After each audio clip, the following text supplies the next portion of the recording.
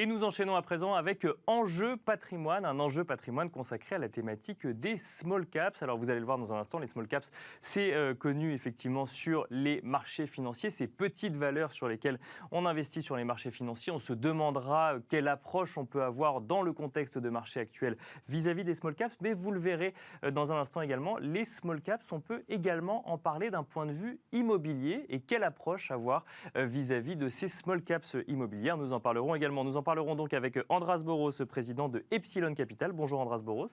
Bonjour Nicolas. Bienvenue sur le plateau de Smart Patrimoine, président donc de Epsilon Capital. Epsilon Capital qui existe depuis 1 an et vous avez lancé une SCPI dédiée aux small caps immobilières. C'est donc ce que vous allez nous expliquer dans un instant. Avec nous également sur le plateau, Nicolas Lasserie. Bonjour Nicolas. Bonjour Nicolas. Bienvenue sur le plateau de Smart Patrimoine également. Vous êtes gérant action spécialisé dans les small caps justement chez Mescart Hamilton AM et on va commencer avec vous.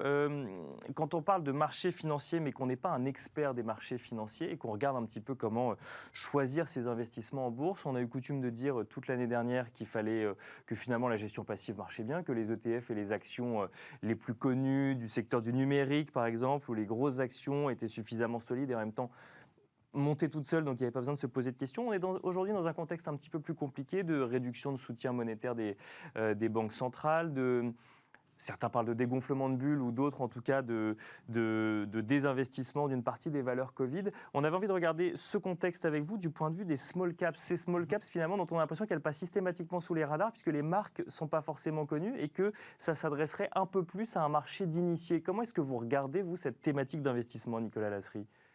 Écoutez, c'est une thématique d'investissement sur lesquelles il faut être très actif. Vous parliez tout à l'heure du dégonflement des bulles, des rotations de marché qui ont lieu depuis maintenant 6 mois, voire 1 an. Bien sûr. Donc sur ces marchés, il faut être très actif, c'est-à-dire qu'il faut gérer activement le positionnement sectoriel des fonds et également l'investissement en société en étant réactif en fonction des news flow à la fois économiques, top-down de marché oui. et également sur le niveau des sociétés. Donc on ne peut pas se laisser porter par une tendance quand on décide d'aller sur les small caps en bourse ?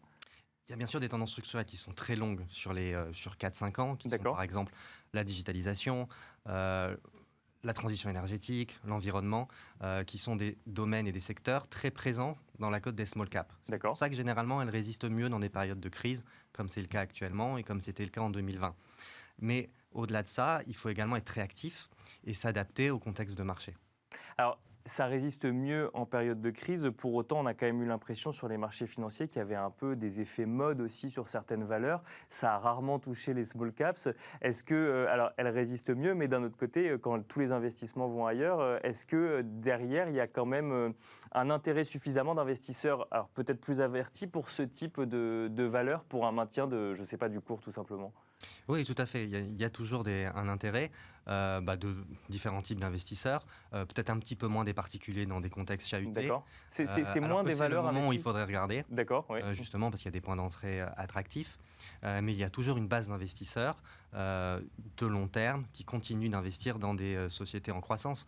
C'est assez simple. Par exemple, pendant la crise de la Covid-19, il y a eu des sociétés qui ont eu des parcours boursiers incroyables parce que justement les ruptures induites par cette crise ont permis à ces sociétés d'accélérer la croissance. C'était le cas de la digitalisation par exemple, ou même des sociétés, des laboratoires pharmaceutiques. Pendant la Covid, il y a eu énormément de flux, énormément d'intérêt pour ces valeurs. Donc il faut aller dans le détail et chercher les valeurs qui bénéficient des ruptures et des évolutions de l'environnement. Donc quand on a par exemple un focus médiatique sur des sujets de santé ou autres, ça se ressent aussi dans les small caps. Là vous parlez par exemple des biotech qui étaient très recherchées au moment où il y avait une course au vaccin un petit peu au niveau mondial par exemple, ou ça allait au-delà de ça ? Ça allait au-delà. Certaines biotech bien sûr, mais pas forcément, et c'est pas uniquement le genre de valeurs sur lesquelles on aime investir du fait d'une volatilité très forte et de résultats qui sont très difficiles à prévoir, mais simplement des laboratoires ou des sociétés de diagnostic qui, pendant la Covid, ont bénéficié d'un surcroît d'activité très fort et donc de performances boursières très solides, malgré un environnement très compliqué. Actuellement, on a le même phénomène qui se produit sur des sociétés d'énergie renouvelable. D'accord. Suite à la guerre en Russie. Il faut construire une Europe de la santé. Excusez-moi, de l'énergie. Oui, de l'énergie, oui, effectivement. L'Europe de la santé, c'était effectivement il y a 2 ans. Maintenant, on est sur des problématiques énergétiques et donc on cherche des acteurs qui peuvent permettre à l'Europe d'être indépendante de la Russie, c'est surtout du renouvelable. Et donc là, également, énormément de sociétés dans le compartiment des small et mid cap qui en bénéficient. Une question qu'on a envie de se poser, parce qu'effectivement, on comprend bien que globalement, les grandes thématiques qu'on va retrouver dans les questionnements actuels se retrouvent dans les small caps de la même manière qu'ils se retrouvent dans les larges ou dans les mid. Est-ce que les small caps sont des sociétés plus risquées qui impliquent du coup une gestion au quotidien et plus court terme que des sociétés plus grosses qui pourraient induire une gestion plus long terme? Est-ce que c'est comme ça qu'il faut réfléchir ou pas forcément? En partie, oui, parce qu'on est sur un marché de flux. C'est-à-dire que toute information, toute nouvelle, généralement, a un impact boursier plus important sur une small et mid cap que sur une large cap. Il va y avoir une volatilité du cours plus importante. Voilà, en cas de nouvelles négatives. Ce qui fait qu'il faut être extrêmement vigilant et réactif et avoir un portefeuille diversifié. C'est deux principes clés dans la gestion des small et mid cap. Sachant que d'ailleurs, arrêtez-moi si je dis une bêtise, mais quand on parle de small caps, on parle aussi de sociétés, enfin en tout cas de valeurs, pas de sociétés, mais de valeurs qui ne cotent pas forcément en continu. Donc ça aussi, ça peut avoir un impact dans la gestion au quotidien quand on y va en tant que particulier et qu'on n'est pas suffisamment averti sur ce sujet-là. Pour les microcaps, oui. Nous, en tant que professionnels, on va plutôt se focaliser sur des sociétés liquides sur lesquelles on peut investir. C'est un prérequis, ça, pour le coup. C'est un prérequis. D'accord. Il faut que la liquidité soit suffisante pour construire une ligne et pour pouvoir la liquider en cas d'événements non prévus rapidement. Alors, si je reviens maintenant sur l'actuel, parce que bon, je vous ai posé des questions en lien avec le contexte d'il y a 2 ans pour comprendre aussi un petit peu comment fonctionne un petit peu cette thématique d'investissement. Aujourd'hui, investir dans les small caps, alors évidemment avec toutes les précautions en matière de risques qui peuvent exister en fonction du contexte, qu'est-ce que ça veut dire dans le sens où on est dans un marché qui est plus complexe, moins compréhensible, avec des tendances qui sont peut-être un petit peu moins fortes. Alors effectivement, il y a cette tendance énergie, mais on est moins porté par cette sortie de crise du Covid, ou en tout cas ces valeurs qui ont beaucoup bénéficié de la pandémie, ou en tout cas de l'arrêt des économies.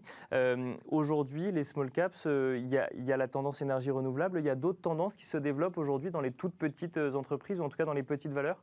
Bien sûr, il y a également la digitalisation. Beaucoup de Toujours, sociétés donc qui ça sont reste. présentes dans les D'accord. logiciels Ouais. et également dans les services informatiques qui sont en forte croissance.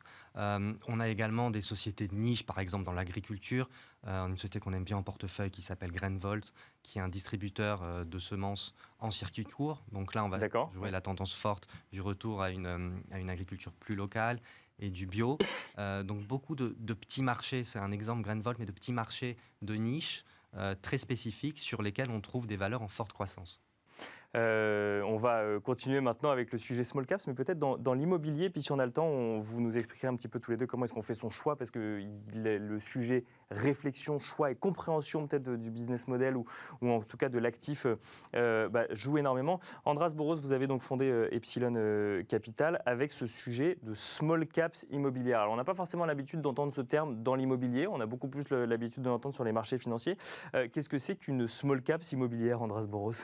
Alors Nicolas, il n'y a pas de définition de marché. D'accord. Donc nous, ce qu'on considère que notre terrain de jeu, c'est les deals entre 1 et 5 millions d'euros. Alors ça peut être un peu en dessous, un peu au-dessus. D'accord. Mais voilà, ce sont en tout cas des deals, si vous voulez, qui échappent, on va dire, aux grandes tendances du marché. Il faut savoir que, quelques chiffres, hein, pas trop, mais quelques chiffres. La moitié des deals sur le marché immobilier, c'est de l'investissement tertiaire, c'est à peu près 30 milliards par an le marché. La moitié des deals sont au-dessus de 10 millions d'euros par ligne, mais ces deals représentent à peu près 95% des volumes, des montants investis. Voilà. Donc ça veut dire qu'on est vraiment sur un marché qui est concentré en volume sur les deals au-dessus de 10 millions. Donc quand on investit en immobilier, quand on est professionnel de l'immobilier et qu'on veut proposer des solutions d'investissement en immobilier, on va rarement en dessous de 10 millions d'euros. Il y a une raison à ça ou... Pour les institutionnels, ils y vont rarement. Oui, il y a une raison très simple, c'est que les collectes en fait sont très fortes et chacun comprend que quand vous commencez à collecter 10-20 millions d'euros par mois, c'est compliqué évidemment d'aller déployer ça sur des petites lignes de 2, 3, 4 millions d'euros. Donc effectivement, les fonds, les institutionnels notamment, au fur et à mesure où la collecte s'accélère, vont déployer ça sur des deals de plus en plus importants. Et alors, même question qu'à Nicolas Lasserie, même si effectivement les contextes sont très différents. Qu'est-ce que ça veut dire investir en small caps immobilières aujourd'hui? Est-ce que ça veut dire que du coup c'est plus risqué? Est-ce que ça veut dire que c'est plus difficile à trouver parce que ça passe sous les radars? Qu'est-ce que ça veut dire investir en small caps immobilières aujourd'hui, Andras Boros? Comme je disais, ça c'est clair, ça passe sous les radars. Donc Ouais. c'est vrai que c'est un peu un marché besogneux. C'est d'ailleurs c'est ce qu'on aime, nous, c'est d'être sous le radar, notamment des gros institutionnels. J'ai entendu en miroir deux, trois choses qui m'ont parlé sur la réactivité, l'agilité. Ça c'est clair que c'est assez structurant aussi dans notre démarche. Nous, on échappe, on refuse en quelque sorte de participer à ce qu'on appelle des processus d'enchères. C'est vrai que sur les grosses transactions, le marché est structuré autour d'appels d'offres. Donc, vous envoyez un dossier, il y a 10, 15, 20, 25 personnes qui D'accord. répondent. Ouais. Et c'est celui qui Vous paye le avez- plus cher qui voilà, récupère à la et fin. un D'accord. premier tour, deuxième tour. Donc ça, on ne fait pas. Nous, ce qu'on fait, c'est des transactions en gré à gré. Donc il y a un dossier qui nous est proposé. Si on a une conviction sur ce dossier, on fait une offre. Si ça passe, ça passe. Si ça passe pas, on passe au prochain. Donc voilà, c'est un peu notre manière de travailler. Ça correspond bien à notre ADN et il y a cette prime, on va dire, à l'agilité, à la fluidité. C'est plus risqué investir dans des small caps immobilières parce que ça veut dire quoi? Small caps, si le montant est plus réduit, ça veut dire que globalement on n'a pas un immeuble entier ou alors un petit immeuble ou alors un fonds de commerce ou autre. Est-ce que du coup on est plus dépendant des locataires qui vont payer un loyer derrière et donc amener un peu plus de risque finalement dans l'investissement?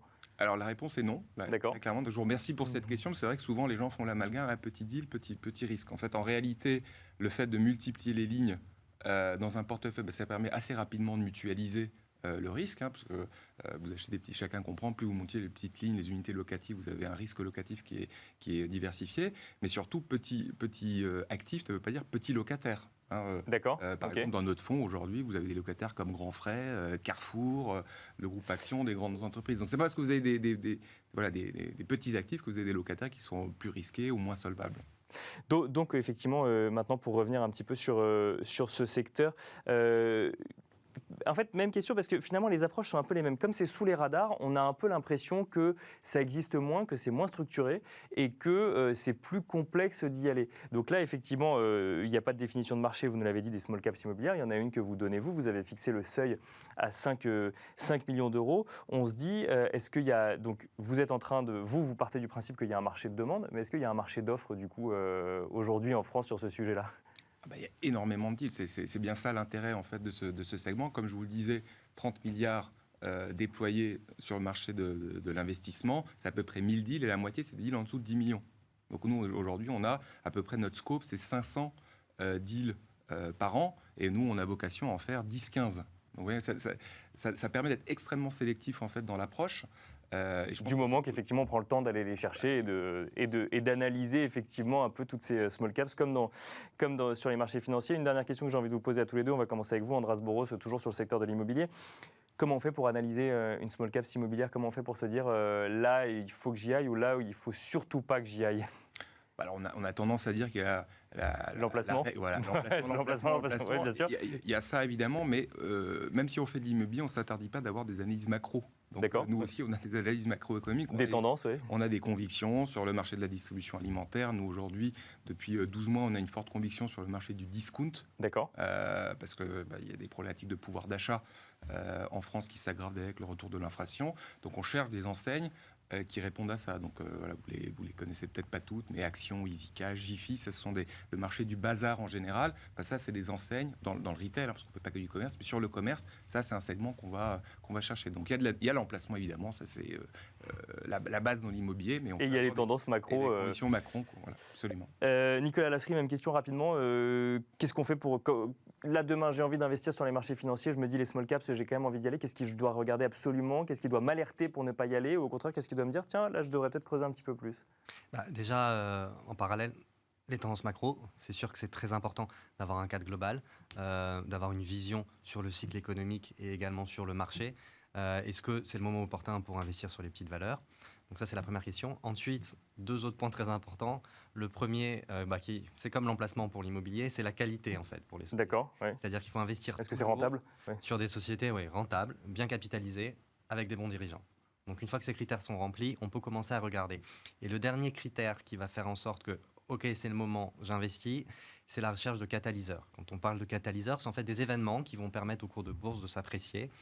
Donc ça peut être plusieurs choses, des résultats au-dessus des attentes, la réalisation d'une acquisition, la nomination d'un nouveau dirigeant. Donc c'est ces éléments-là qui vont poussées et qui doivent être en fait le déclencheur de l'achat. Merci beaucoup Nicolas Lasserie, gérant action spécialisé Small Caps chez Miscart Hamilton AM. Et merci Andras Boros, président de Epsilon Capital. Merci à vous de nous avoir suivis. Et je vous donne rendez-vous dès demain à 13h sur Bismart pour un nouveau numéro de Smart Patrimoine.